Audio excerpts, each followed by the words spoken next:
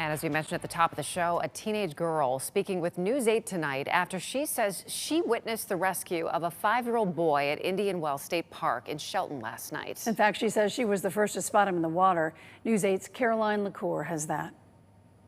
A picturesque summer evening turned into an emergency situation for 14-year-old Isabel Marino, who claims she saw the incident unfold, springing into action at this boat launch just in time. It could happen like anywhere, and if you can't see it, then you don't know.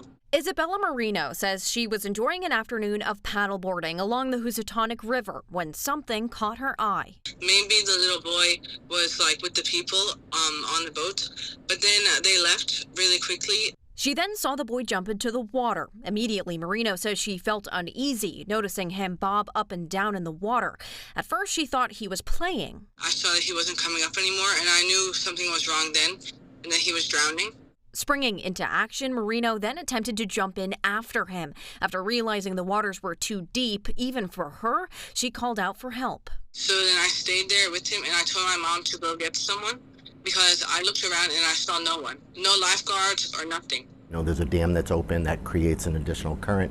There's always moving water within there. Shelton Deputy Fire Chief Paul Wilson says those strong currents make for a hotspot for emergency calls to his team every summer. With the 5-year-old showing positive signs after the incident, according to DEEP officials, he says Marino's quick thinking may have played a part in the outcome. It's unfortunate in many different, scenarios where the first thing people do is put their camera on.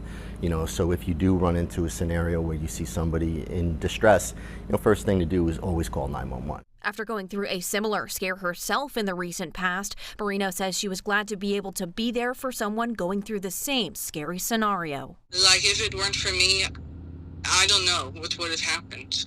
According to leaders at DEEP, this boat launch behind me isn't routinely supervised by lifeguards, but Marino hopes that changes in the near future. In Shelton, Caroline LaCour, News 8.